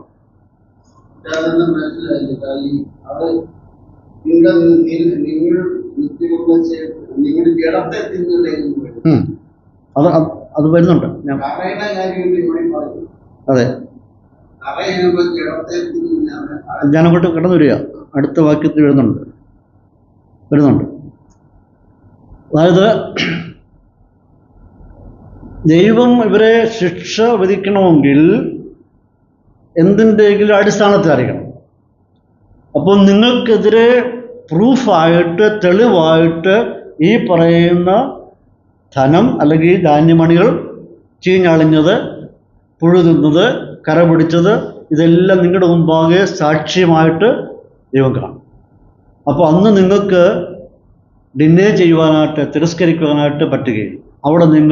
അവിടെയാണ് നിങ്ങൾ അടിയറ വെക്കുന്നത്. ഇന്ന് ധനവാന്മാർ നിങ്ങൾ പാവങ്ങളെ ചൂഷണം ചെയ്ത് കൊള്ളയടിച്ച് ഇങ്ങനെ സൂചിച്ച് ജീവിക്കുകയാണ്. നിങ്ങളോട് സംസാരിക്കാൻ ആരുമില്ല, എതിരിടുവാൻ ആരുമില്ല. പക്ഷേ ദൈവത്തിൻ്റെ മുമ്പാകെ വരുമ്പോൾ നിങ്ങൾ തകർന്നു. ഇത് തന്നെ നിങ്ങൾക്ക് ഭാരമായിത്തീരും, കെണിയായിത്തീരും. അടുത്ത ഭാഗത്തിൽ കടന്നു വരുമ്പോൾ കാണാൻ കഴിയുന്നുണ്ട്. ഇവിടെ അന്ത്യകാലത്തെപ്പറ്റി പറഞ്ഞു വരുമ്പോൾ ഒന്നാമത്തെ വരവിനും രണ്ടാമത്തെ വരവിനും ഇടയിൽ സംഭവിക്കുന്ന കാലഘട്ടത്തെ പറ്റിയാണ്. ഇവിടെ ധനവും സമ്പത്തും എല്ലാം അനുഗ്രഹമാണ്. എന്നാൽ അതുമൂലം ദൈവത്തിന് മഹത്വം കൊടുക്കുന്നില്ല എങ്കിൽ പിന്നെ ശിക്ഷാവധിയാണ്. നമുക്ക് ലഭിക്കുന്ന സകലത്തിൽ നിന്നും ദൈവത്തിന് മഹത്വം ഉണ്ടായിരിക്കണം. ദൈവം നമ്മെ അനുഗ്രഹിക്കും. പക്ഷേ നീ ഒരു അനുഗ്രഹമായി തീരണം എന്നുള്ളതാണ് ദൈവത്തിൻ്റെ പ്രമാണം. അബ്രഹാമിനെ വിളിച്ചിട്ട് എന്താ പറയുന്നത്? നീ ഒരു അനുഗ്രഹമായി, നിന്നാൽ ഭൂമിയിലുള്ള സകല ജഡവും അനുഗ്രഹിക്കപ്പെടും, നീ തന്നെ ഒരു അനുഗ്രഹമായി. അപ്പോൾ ദൈവമക്കളെപ്പറ്റി, ദൈവസഭയെപ്പറ്റി, ദൈവഭക്തന്മാരെപ്പറ്റി സകല യുഗങ്ങളിലും ദൈവത്തിൻ്റെ പദ്ധതി നാം ഒരു അനുഗ്രഹമായി തീരണം എന്നുള്ളതാണ്. അതേത് നിലയിലായാലും നാം അനുഗ്രഹമായി തീരണം. അപ്പോൾ സ്വാർത്ഥതയ്ക്ക് വേണ്ടി ഒന്നുമല്ല ജീവിക്കേണ്ടത്. സ്വാർത്ഥമതികളായിട്ട് ജീവിക്കുവാൻ ദൈവം ആഗ്രഹിക്കുന്നില്ല. ഏതെല്ലാം നിലകളിൽ നമുക്ക് മറ്റുള്ളവർക്ക് അനുഗ്രഹമായി തീരാൻ പറ്റുമോ ആ നിലകളിൽ അനുഗ്രഹമായി തീരണം എന്ന കർത്താവ് പഠിപ്പിക്കുകയാണ്. 4-ാം വാക്യത്തിൽ കടന്നു വരുമ്പോൾ, അടുത്ത വാക്യത്തിൽ കടന്നു വരുമ്പോൾ, നിങ്ങളുടെ നിലങ്ങളെ കൊയ്ത വേലക്കാരുടെ കൂലി നിങ്ങൾ എന്ത് ചെയ്തു? പിടിച്ചു വെച്ചുവല്ലോ. വേറെ വാക്യം എന്താ പറയുന്നത് അവിടെ? വഞ്ചനയാൽ പിടിച്ചു വെച്ചല്ലോ. പ്ലസിന്റെ നിങ്ങളുടെ നിലങ്ങള്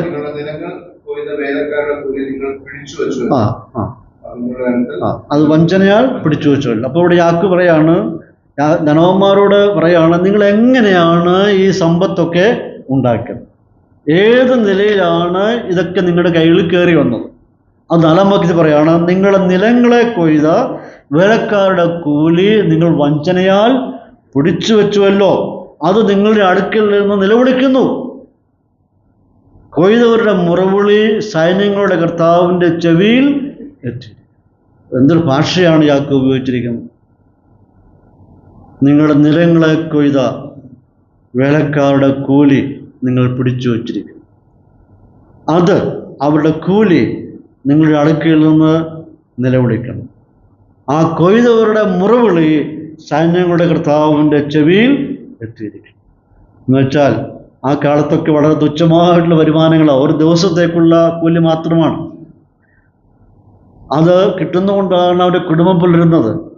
രാവിലെ ജോലിക്ക് പോയാൽ വൈകിട്ട് വരുമ്പോഴേക്കും മക്കളും കുടുംബം എല്ലാം നോക്കിയിരിക്കുകയാണ്.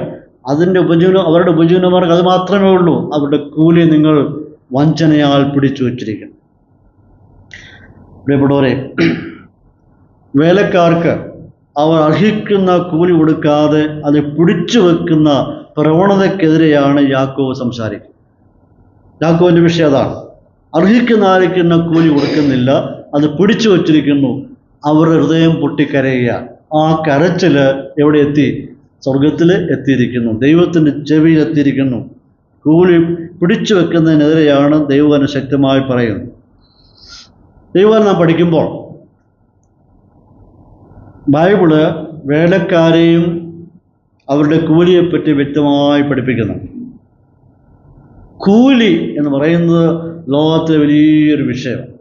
വേലക്കാരൻ്റെ കൂലി ലോകത്തിലെ വലിയൊരു വിഷയം. എന്നാൽ ബൈബിളിൽ വേലക്കാരൻ്റെ കൂലിയെപ്പറ്റി നന്നായിട്ട് പറയുന്നുണ്ട്, പല ഭാഗങ്ങൾ പറയുന്നുണ്ട്. നമുക്ക് ചില വാക്കുകളൊന്ന് വായിക്കാം. ലേവ്യ പുസ്തകം 19-13 വാക്യം. ലേവ്യ പുസ്തകം 19-13 വാക്യം.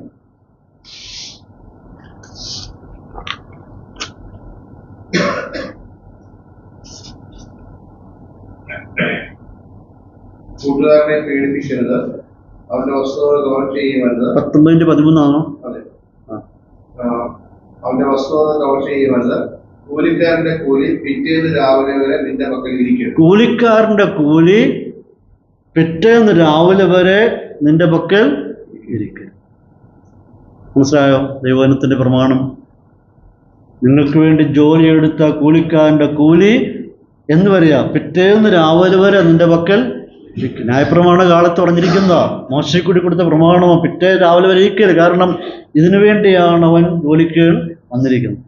ഇതാണ് അവൻ്റെ പ്രതീക്ഷ, വേറെ മാർഗങ്ങളൊന്നുമില്ല. അതുകൊണ്ട് അവൻ സങ്കടപ്പെടാനായിട്ട് ഇടയാകരുത്, ദുഃഖിക്കുവാൻ ഇടയാകരുത്. പിറ്റേന്ന് രാവിലെ വരെ നിന്റെ കൈവശം ഇരിക്കും. അത് അർഹിക്കുന്ന കൂലി അവന് കൊടുത്തു വിടണം എന്നാണ് പ്രമാണം പറയുന്നത്. നമുക്ക് ആവർത്തന പുസ്തകം 24-14-15 വാക്യങ്ങൾ നമുക്ക് വായിക്കാം. ആവർത്തനം 24-14-15. നിന്റെ സഹോദരന്മാരിലോ നിന്റെ ദേശത്തിന്റെ പട്ടണങ്ങളിലുള്ള പ്രദേശങ്ങളിലോ ദരിദ്രനും അഗതിയുമായ കൂലിക്കാരനെ നീ പീഡിപ്പിക്കരുത്. അവന്റെ കൂലി അന്നേക്കന്ന് കൊടുക്കണം. അവന്റെ കൂലി അന്നേക്കന്ന് കൊടുക്കണം. സൂര്യൻ അതിന്മേൽ അസ്തമിക്കുക എന്ന് വെച്ചാൽ സൂര്യൻ അസ്തമിക്കുന്ന മുമ്പ് തന്നെ നീ എന്തോ കൊണ്ടു അത് തീർത്ത് വിട്ടേക്കണം. പിന്നെ അവൻ ആരാണ്? ദരിദ്രനാണ്. അവൻ ഇതിനു വേണ്ടി ആശ്രയിച്ച് ജീവിക്കുന്നു. നീ കൊടുക്കുന്ന കൂലിക്ക് വേണ്ടി ആശ്രയിച്ച് ജീവിക്കുന്നവനാണ്. പിന്നെ അവൻ നിനക്ക് വിരോധമായി യഹോവയോട് നിലവിളിപ്പാനും അത് നിനക്ക് പാപമായി തീരുവാനും ഇടവരും. അവൻ്റെ കരച്ചിൽ ഒരിക്കലും ദൈവസേനയിൽ ചെല്ലുവാനായിട്ട് പാടില്ല. നിനക്ക് വിരോധമായി അവൻ കരയുവാൻ പാടില്ല. അവൻ കരയുന്നുവെങ്കിൽ അതിൻ്റെ തിരിച്ചടി എന്തായി തീരും? നിനക്കത് പാപമായി തീരും. അതുകൊണ്ട് സൂര്യൻ അസ്തമിക്കുന്ന മുമ്പായിട്ട് തന്നെ എല്ലാ ഇടപാട് തീർത്തുവിടും. ഇതൊക്കെ ദിവസക്കൂലിക്കാരുടെ കാര്യമാണ് പറയുന്നത്. അന്നൊക്കെ നാണയങ്ങളെ കൊടുത്തു വിടുക. ഇന്ന് സകല കൂലിപ്പണിക്കാരുടെ എവിടെ ചെന്നാലും ഗൂഗിൾ പേയാണ്. പൈസ ഒന്നും കൊടുക്കണ്ട. ഞാൻ കഴിഞ്ഞ ദിവസം ഡേസിയോട് പറയുണ്ടായി, നമുക്കിനി ചർച്ചയിലും ഗൂഗിൾ പേ സ്വത്രം വരും. താമസിയാതെ തന്നെ ഗൂഗിൾ പേ വരാൻ സാധ്യതയുണ്ട്. കാരണം ആരുടെയും പൈസ ഇപ്പോൾ സൂക്ഷിച്ചു വെക്കാറില്ല. എനിക്ക് തോന്നുന്നു അതിൻ്റെ ആവശ്യം വരുമെന്ന് തോന്നുന്നു. ഇങ്ങനെ വന്നേക്കുവാൻ സാധ്യതയുണ്ട്. ഇന്ന് എല്ലാ സാഹചര്യങ്ങളും എല്ലാം മാറിയിരിക്കുകയാണ്. ദൈവത്തിൻ്റെ വചനം പറയുന്നത്, നിന്റെ പറമ്പിൽ നിനക്ക് വേണ്ടി ജോലി ചെയ്തവൻ എന്ത് ചെയ്യണം? അവൻ ദരിദ്രനാണ്. അവൻ അതിനുവേണ്ടി കാംക്ഷിച്ചാണ് വരുന്നത്. അവൻ്റെ കൂലി അന്നേരം തന്നെ കൊടുത്തു വിടണം എന്ന് ദൈവവചനം ശക്തമായി പറയും. ന്യായപ്രമാണം പറയാം. എനിക്ക് യിരെമ്യാവ് പ്രവചനം 22-13 വാക്യം കൊണ്ട് വായിക്കാം. യിരെമ്യാവ് 22-13.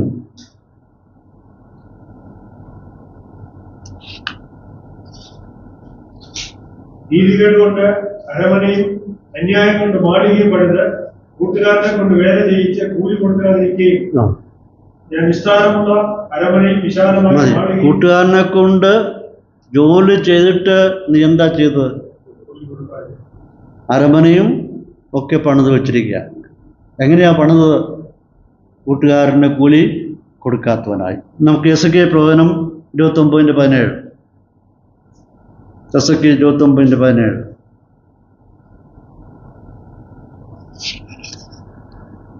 27-ാം ആണ്ട് 1-ാം മാസം 1-ാം തീയതി എന്നോട് അരുളപ്പാടുണ്ടായിരുന്നു. 29-17 എസെക്കിയേൽ 29-17. വായിച്ചേ. 27-ാം ആണ്ട് 1-ാം മാസം 1-ാം തീയതി എന്നോട് അരുളപ്പാടുണ്ടായിരുന്നു. ബാബേൽ രാജാവായ സൈന്യത്തെ കൊണ്ട് വലിയ വേല ചെയ്യിച്ചു, എല്ലാ തലയും കഷ്ടിയായി. സൈന്യത്തെ കൊണ്ട് വലിയ വേല ചെയ്യിപ്പിച്ചു, എല്ലാ തലയും കഷ്ടിയായി. എല്ലാ ചുമലും ഒഴിഞ്ഞുപോയി. വിരോധമായി ചെയ്ത വേലയ്ക്ക് അവനോ അവന്റെ സൈന്യത്തിനോ അവിടെ നിന്ന് പ്രതിഫലം കിട്ടിയില്ല. നിങ്ങൾ ജോലി ചെയ്യിപ്പിച്ചു, പക്ഷെങ്കിൽ എന്ത് കിട്ടിയില്ല? അവർക്ക് പ്രതിഫലം കിട്ടിയില്ല. മലാക്കി പ്രവചനം 3:5. മലാക്കി 3:5.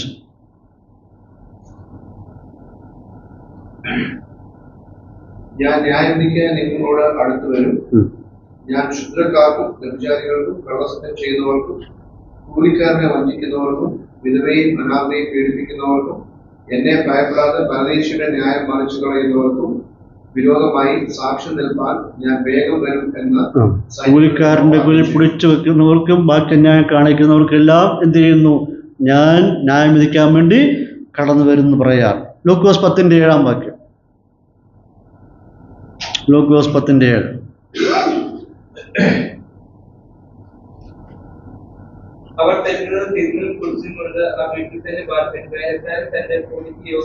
വേലക്കാരൻ തന്റെ കൂലിക്ക് യോഗ്യനല്ലോ എന്ന് പറയാ. വേലക്കാരൻ തന്റെ കൂലിക്ക് യോഗ്യനല്ലോ.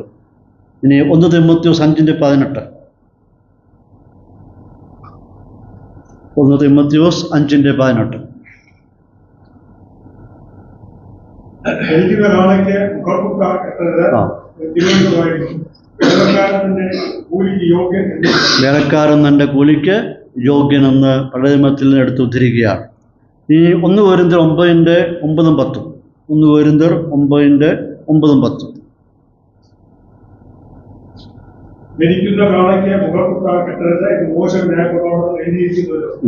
ദൈവം കാളയ്ക്ക് വേണ്ടിയോ ചിന്തിക്കുന്നത് അല്ല, കേവലം നമുക്ക് വേണ്ടി പറയുന്നതും. അതെ, ഉഴുന്നവൻ ആശയോടെ ഒഴുകയും ഭരിക്കുന്നവൻ പണം കെട്ടുന്നുള്ള ആശയോടെ ഭരിക്കുകയും വേണ്ടതാകിയാൽ നമുക്ക് വേണ്ടി എഴുതിയിരിക്കുന്നത്. അവൻ എന്തിനു വേണ്ടിയാണ് അധ്വാനിക്കുന്നത്? അവനൊരു പ്രതിഫലത്തിന് വേണ്ടിയാണ് അധ്വാനിക്കുന്നത്. പിടിച്ചു വെക്കാൻ പാടില്ല. മത്തായി 10:10. മത്തായി 10:10.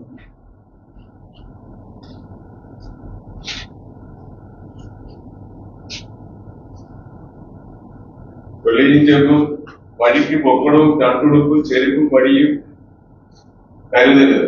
വേലക്കാരൻ തന്റെ ആഹാരത്തിന് യോഗ്യനാണ്. വേലക്കാരൻ തന്റെ ആഹാരത്തിന് യോഗ്യനാണ്. ഇപ്പൊ ഈ ഭാഗങ്ങളെല്ലാം ഒരുപോലെ പറഞ്ഞിരിക്കുന്നത് എന്താണ്? വേലക്കാരൻ അല്ലെ കൂലിക്കാരൻ അവന്റെ കൂലിക്ക് അർഹനാണ്. അവനെ പിടിച്ചു വെക്കാൻ പാടില്ല, പിടിച്ചു വെക്കരുത്. പിറ്റേ ദിവസം രാവിലെ വരെ വെക്കാൻ പാടില്ല. സൂര്യൻ അസ്തമിക്കുമ്പോഴായിട്ട് എല്ലാം സെറ്റിൽ ചെയ്ത് തീർത്തോണം. കാരണം ഇവൻ ദരിദ്രനാണ്, പാവം പിടിച്ചവനാണ്. ഇതിനു വേണ്ടിയാണ് അവൻ ജീവിക്കുന്നത്. അതുകൊണ്ട് യാക്കോബ് ഇവിടെ പറയുന്നത് എന്താണ്? നിങ്ങളുടെ നിലങ്ങളെ കൊയ്ത വേലക്കാരുടെ കൂലി നിങ്ങൾ പിടിച്ചുവല്ലോ, അത് നിങ്ങളുടെ അടുക്കൽ നിന്ന് നിലവിളിക്കുന്നു. കൊയ്തവരുടെ മുറവിളി സൈന്യങ്ങളുടെ കർത്താവിൻ്റെ ചെവിയിൽ എത്തിയിരിക്കുന്നു. എത്രയോ ചിന്തനീയമായിട്ടുള്ള ഒരു കാര്യമാണ് യാക്കോബ് പറയുന്നത്. ഇവിടെ ധനവന്മാർ ചെയ്തത് എന്താണെന്ന് അറിയാമോ? എന്താണ് യാക്കോബ് പറയുന്നത്? ധനവന്മാർ ചെയ്തത് അവർ കൂലിക്കാരെ കൊണ്ടുവരും. അവർ പറയുന്ന കൂലി സമ്മതിക്കും. എന്നാൽ അവർ ജോലി ചെയ്ത് കഴിയുമ്പോൾ കൂലി കൊടുക്കും. ഇതാണ് യാക്കോബിൻ്റെ കാലത്തെ പ്രശ്നം എന്ന് പറയാം. പറഞ്ഞൊത്തു വരും, പക്ഷേ അവസാനം അത് കൊടുക്കില്ല. ഇതൊരുവിധം ചൂഷണമായിട്ടാണ് യാക്കോബോട് പറയുകയാണ്. കാരണം ഇത് കൊടുത്തു കഴിഞ്ഞാൽ എൻ്റെ കുറയും എന്നായിരിക്കുന്ന ചിന്തയാണ് അവനെ ഭരിക്കുന്നത്. ജോലി ചെയ്യിപ്പിക്കുക, കൂലിയും. അതേ സമയത്ത് തന്നെ നമ്മൾ ഇത്രയും വേദഭാഗങ്ങൾ ചിന്തിച്ചു. അതിൻ്റെ മറു സൈഡ് കൂടി ചിന്തിച്ചു വരുമ്പോൾ അതിലേക്ക് ഞാൻ പോകുന്നില്ല, നമ്മുടെ വിഷയമില്ലാത്തതുകൊണ്ട് ഞാനത് കയറുന്നില്ല. വേലക്കാരുടെ ഭാഗത്തു നിന്നും ജോലിക്കാരുടെ ഭാഗത്തു നിന്നും ചൂഷണങ്ങൾ ഉണ്ടാകാറുണ്ട്.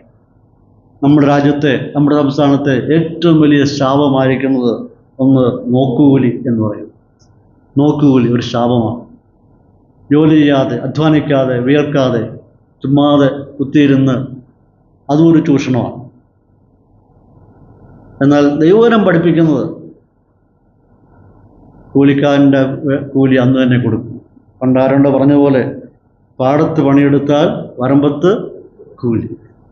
ആ ദിവസത്തെ കൂലി അവന് തന്നെ കൊടുത്തു വിടുക. അതാണ് ദൈവവചനം പഠിപ്പിക്കുന്നത്. അപ്പോൾ ഇവൻ്റെ കരച്ചിൽ കിട്ടിയില്ലല്ലോ, കിട്ടത്തില്ലല്ലോ എന്ന് പറയുന്ന കരച്ചിൽ ദൈവസേന വരികയാണ്. ഇവിടെ പറയുന്നു, കൊയ്ത്തുകാരുടെ മുറവിളി സൈന്യങ്ങളുടെ കർത്താവിൻ്റെ ചെവിയിൽ എത്തിയിരിക്കും. അതെന്ന് പറയുന്നത് ലോർഡ് ഓഫ് സബത്ത്, സബത്ത് എന്ന് പറയുന്ന, അതായത് സൈന്യങ്ങളുടെ സർവശക്തനായ ദൈവത്തിൻ്റെ സന്നിധിയിൽ ഇവൻ്റെ കരച്ചിലെത്തിയിരിക്കുന്നു. അവിടെ വ്യാഖ്യാനിച്ചിരിക്കുന്നത് ദൈവം സൈന്യങ്ങളുടെ ഒരു കമാൻഡറാണ്. സ്വർഗീയ സൈന്യത്തിൻ്റെ കമാൻഡറിൻ്റെ അടുക്കൽ ഈ കരച്ചിലെത്തിയിരിക്കുന്നു. അപ്പോൾ നമ്മുടെ കർത്താവായിരിക്കുന്ന ദൈവത്തെ സൈന്യങ്ങളുടെ ദൈവമായ യഹോവ എന്ന് വർണ്ണിച്ചിരിക്കുമ്പോൾ അത് ദൈവത്തെ വർണ്ണിച്ചിരിക്കുന്ന കമാൻഡർ ഇൻ ചീഫ്. ആ കമാൻഡറിൻ്റെ അടുത്ത് ഭൂമിയിൽ നിന്നുള്ള കരച്ചിലെത്തിയിരിക്കുകയാണ്. ഒരു വചനം പറഞ്ഞിരിക്കുന്ന പ്രകാരമാണ്, ഭൂമിയിൽ നിന്നും കൂലി കിട്ടാത്ത വേലക്കാരുടെ കരച്ചിൽ കമാൻഡറായിരിക്കുന്ന ദൈവത്തിൻ്റെ ചെവിയിലെത്തി. സ്വർഗീയ മണ്ഡലത്തിൽ നീതിപൂർവമായ ന്യായം കിട്ടും വരെ ആ കരച്ചിൽ സ്വർഗത്തിൽ ഇങ്ങനെ പ്രതിധ്വനിച്ചുകൊണ്ടിരിക്കുകയാണ്, എക്കോ ചെയ്തുകൊണ്ടിരിക്കുകയാണ്. അതായത് ഇവിടെ നിന്ന് അവൻ കരയുന്നു, കമാൻഡറിൻ്റെ ചെവിയിലെത്തി. ആ കമാൻഡർ എനിക്ക് വേണ്ടി നീതി നിർവഹിക്കും വരെ എന്ത് ചെയ്യുന്നു? ഇവൻ്റെ കരച്ചിലെ സ്വർഗീയ മണ്ഡലത്തിൽ ഇങ്ങനെ അലയടിച്ചുകൊണ്ടിരിക്കുക.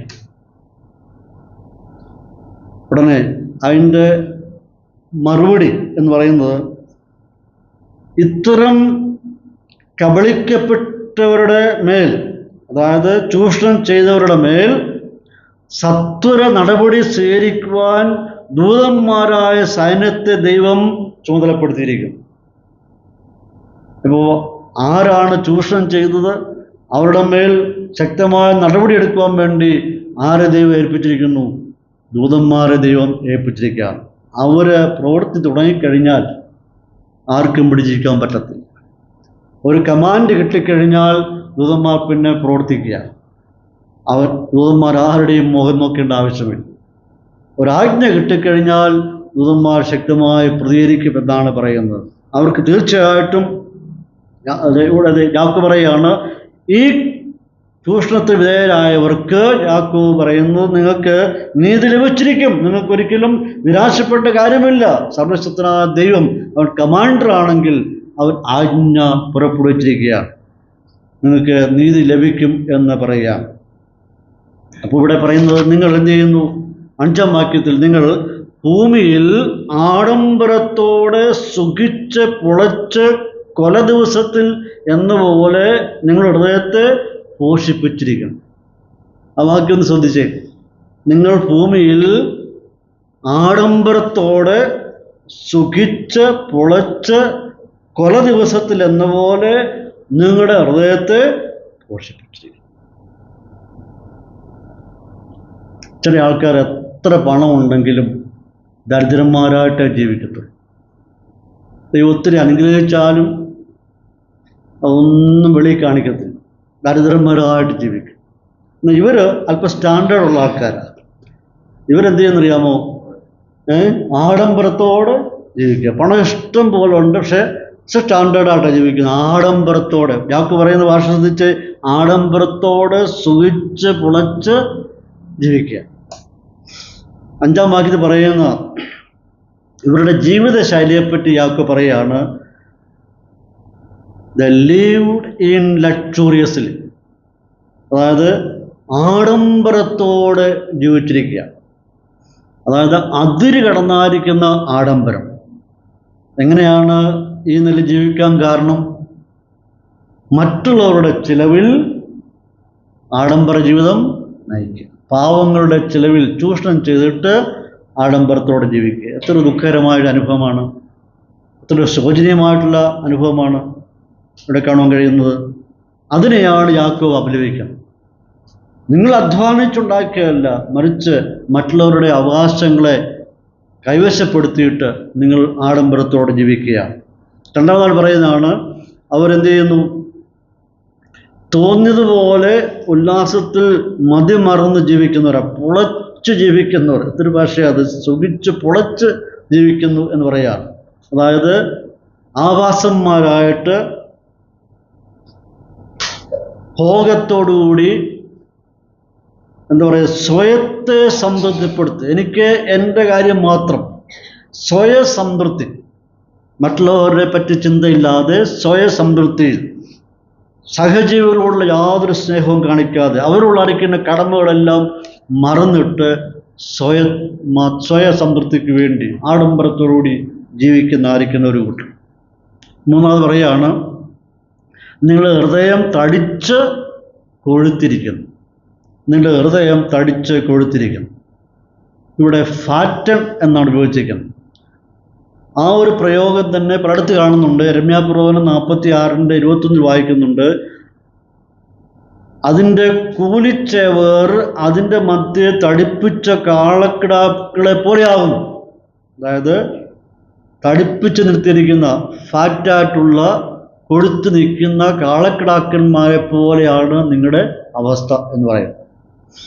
അതായത് ഇവിടെ യാക്കോബ് പറഞ്ഞു വരുന്നതിൻ്റെ ആശയം എന്ന് പറയുന്നത്, ചൂഷണം നടത്തിയും പിടിച്ചെടുത്തും അവർ തടിപ്പിച്ച കാളക്കുട്ടിയെ പോലെ അവിടെ ഹൃദയം തടിച്ച് കൊടുത്ത് ഇരിക്കുകയാണ്. അതായത് അറക്കാൻ കൊണ്ടുപോകുന്ന ഫാറ്റായിട്ടുള്ള വലിയ കാളക്കുട്ടിയെ പോലെ നിങ്ങൾ പിടിച്ചു പറിച്ച് സൂഹിച്ച് പുളച്ച് ജീവിച്ച് അറക്കാൻ കൊണ്ടുപോകുന്ന മാടിനെ പോലെ ഇങ്ങനെ നിൽക്കുക.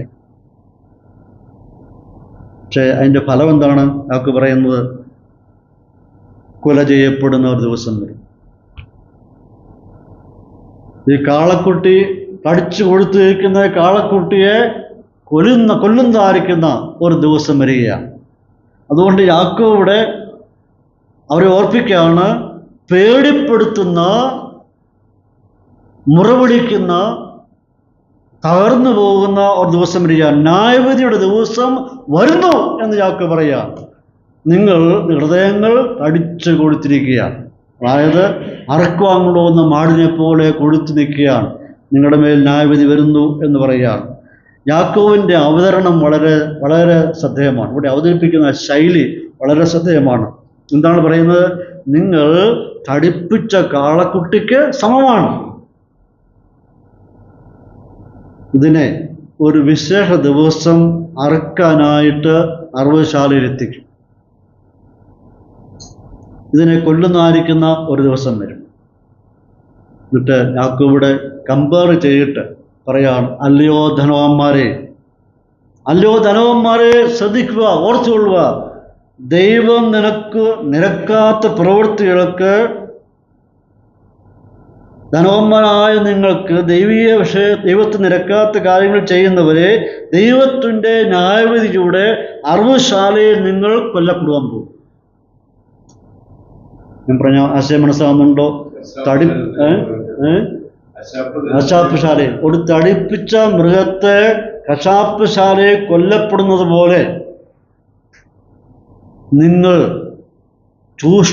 ചൂഷണം ചെയ്തും ആഡംബരത്തിൽ സൂചിച്ച് ജീവിച്ച് ഹൃദയങ്ങൾ കടിച്ചു കൊടുത്ത് ജീവിച്ചിരിക്കുന്ന നിങ്ങൾക്കും ഇതേപോലെ തന്നെ മൃഗങ്ങളെ കശാപ്പ് ചെയ്യുന്ന പോലെ ദൈവത്തിൻ്റെ ന്യായവിധിയുടെ അറവുശാലയിൽ നിങ്ങളെയും ദൈവം കശാപ്പ് ചെയ്യും.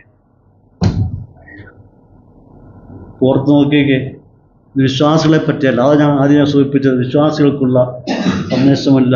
സമൂഹത്തിൽ ജീവിച്ചിരിക്കുന്ന വിശ്വാസികളെ ചൂഷണം ചെയ്യുന്ന, സമൂഹത്തെ ചൂഷണം ചെയ്യുന്ന, അനീതി കാണിക്കുന്ന, വഞ്ചന കാട്ടുന്ന, ചൂഷണത്തിന് ചെയ്യുന്നവർക്ക് മേൽ ഉണ്ടാകുന്ന ന്യായവിധി. ഏത് ഭാഷ ഉപയോഗിച്ചിരിക്കുന്നത്? അറവുമാടിനെ കൊല്ലുന്ന പോലെ ഞാൻ നിങ്ങളെ കൊന്നുകളയും, ആർക്കും തടയുവാൻ പറ്റുകയില്ല എന്ന് പറയാം. അപ്പോൾ ദൈവത്തിൻ്റെ ഭയാനമായിരിക്കുന്ന ന്യായവിധി എങ്ങനെയായിരിക്കും ഓർത്ത് നോക്കിക്കും. ദൈവം ആരുടെയും പക്ഷത്ത് നിൽക്കുന്നവനല്ല. ദൈവം ഒരിക്കലും മുഖപക്ഷം കാണിക്കുന്നവനല്ല. അവൻ നീതിമാനായ ദൈവമാണ്. അവനെല്ലാം നീതി കൂറുകയെ ചെയ്യത്തു. അതുകൊണ്ട് ഇന്ന് രാത്രിയിൽ ദൈവമക്കളായിരിക്കും നമുക്ക് എന്താണ് ചെയ്യേണ്ടത്? ഒന്നിലും പ്രശംസിപ്പാനായിട്ട് ഇടവരരുത്. ഒന്നിലും പ്രശംസിപ്പാനായിട്ട് ഇടയാകരുത്. അപ്പോസ്തലനായ പൗലോസ് പറഞ്ഞിരിക്കുന്നത്, പ്രശംസിക്കുന്നവൻ ദൈവത്തിൽ പ്രശംസിക്കട്ടെ. എനിക്കോ കർത്താവായ യേശുക്രിസ്തുവിന്റെ ക്രൂശിലല്ലാതെ പ്രശംസിപ്പാനായിട്ട് ഇടവരരുത്. വേദപുസ്തക ചരിത്രം പഠിച്ചു കഴിഞ്ഞാൽ ധാരാളം സമ്പന്നന്മാരുണ്ടായിരുന്നു. അബ്രഹാം ബഹുസമ്പന്നനായിരുന്നു. ആ സമ്പത്ത് അബ്രഹാമിനെ ദൈവത്തിൽ നിന്ന് അകറ്റി. ഇയ്യോബ് ബഹുസമ്പന്നനായിരുന്നു. ആ സമ്പത്ത് ദൈവത്തിൽ നിന്ന് അവനെ അകറ്റിയില്ല. ഇയ്യോബിനെ പോലെ തുല്യനായിട്ട് ലോകത്തിൽ ആരും തന്നെ ജീവിച്ചിരുന്നില്ല. സമ്പത്ത് ഒരിക്കലും ശാപമല്ല, സമ്പത്ത് അനുഗ്രഹം തന്നെയാണ്. പക്ഷെങ്കിൽ how are you using it? ഏത് നിലയിലാണ് നാം അതിനെ ഉപയോഗിക്കുന്നത്? കർത്താവ് തന്നിരിക്കുന്ന നന്മ ആ ദൈവത്തിൻ്റെ ദാനമെന്ന് ഓർത്തുകൊണ്ട് അതിൽ പ്രശംസിക്കാതെ അതെ കഴിയുമെങ്കിൽ നാം മറ്റുള്ളവർക്ക് അനുഗ്രഹമായി തീരുവാൻ, ഇതാണ് ദൈവം നമ്മെക്കുറിച്ച് ആഗ്രഹിക്കുന്നത്. ഞാൻ നിങ്ങളെല്ലാവരും മറ്റുള്ളവർക്ക് അനുഗ്രഹമായി തീരണം എന്നാണ് ആഗ്രഹം. ഒന്നിലും പ്രശംസിപ്പാനായിട്ട് പറ്റുകയില്ല. ഇതൊക്കെ കയറി ഇറങ്ങി പോകുന്നതാണ്. ഇതൊക്കെ എവർ റോളിംഗ് ട്രോഫിയാണ്. ഇന്ന് ഒരാടെ ഇരിക്കും, നാളെ വേറൊരാടെ ഇരിക്കും. ലോകത്തിലെ സമ്പന്നന്മാർ ദരിദ്രന്മാരായി തീർന്നിട്ടുണ്ട്. ലോകത്തിലെ ദരിദ്രന്മാർ സമ്പന്നരായി തീർന്നിട്ടുണ്ട്. ഇതിങ്ങനെ സൈക്കിള് പോലെ കറങ്ങിക്കൊണ്ടിരിക്കുന്നതാണ്. ഇതിലൊന്നും പ്രശംസിപ്പാനായിട്ട് പറ്റുകയില്ല. അപ്പോൾ നമുക്ക് തന്നിരിക്കുന്ന ഏത് അനുഭവങ്ങളായാലും, അത് സമ്പത്തായാലും മറ്റെന്തായാലും കർത്താവിൻ്റെ ദാനമാണെന്ന് ഓർത്തുകൊണ്ട്, ദൈവീയ അനുഗ്രഹമെന്ന് ഓർത്തുകൊണ്ട് നമുക്ക് ദൈവത്തെ സ്തുതിപ്പാനായിട്ട് തീരട്ടെ. 6-ാം വാക്യത്തിൽ കടന്നു വരുമ്പോൾ എന്ത് ചെയ്തു? നിങ്ങൾ നീതിമാനെ കുറ്റം വിധിച്ച് കൊന്നു. ധനവാന്മാരെ, നിങ്ങൾ നീതിമാന്മാരെ കുറ്റം വിധിച്ച് കൊന്നു. അവർ നിങ്ങളോട് മറുത്ത് നിൽക്കുന്നതുമില്ല. അവസാനം എന്താ സംഭവിച്ചത്? ഇവൻ പ്രതികരിക്കാതിരിക്കുവാൻ വേണ്ടി ഈ ചൂഷണത്തിന് വിധേയരായിരിക്കുന്ന സമൂഹം ഒരു കാലത്തും ഇവർക്കെതിരെ പ്രതികരിക്കാതിരിക്കാൻ വേണ്ടി ഒരു സമയം വന്നപ്പോൾ അവരെന്ത് ചെയ്തു? കൊന്നു. ഇത് ലോകത്തിലെ ഒരു സ്ഥിതിയാണ്, കണ്ടുവരുന്ന സ്ഥിതിയാണ്. ചില വിഷയങ്ങൾ വരുമ്പോൾ അവരെ തട്ടിക്കളയും, ജീവിക്കാൻ അനുവദിക്കത്തില്ല. അതുതന്നെയാണ് ഈ കാലഘട്ടത്തിൽ സംഭവിച്ചത്.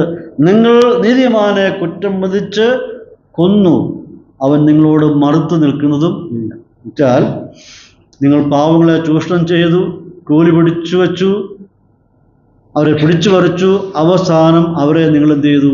കൊന്നുകളഞ്ഞു. ലോകത്ത് ജനിച്ചിരിക്കുന്ന സകലർക്കും ജീവിക്കുവാൻ അവകാശമുണ്ട്. ജീവിക്കുവാൻ അർഹതയില്ലാത്തവരാരും തന്നെ ജനിച്ചിട്ടില്ല. ഭൂമിയിൽ ജനിച്ചുള്ള സകലർക്കും ജീവിക്കുവാൻ അവകാശം. എന്നാൽ ഇവരെന്ത് ചെയ്യുന്നു? അവരെ ഉണ്ടായിരുന്നെല്ലാം പിടിച്ചു പറിച്ചിട്ട് മേലാൽ ശബ്ദിക്കാതിരിക്കുവാനായിട്ട് അവനെ എന്നേക്കുമായിട്ട് കൊന്നു. ഇത്രയും പരിതാപകരമായിരിക്കുന്ന അനുഭവമാണ് കാണുവാൻ കഴിയുന്നത്. അതായത്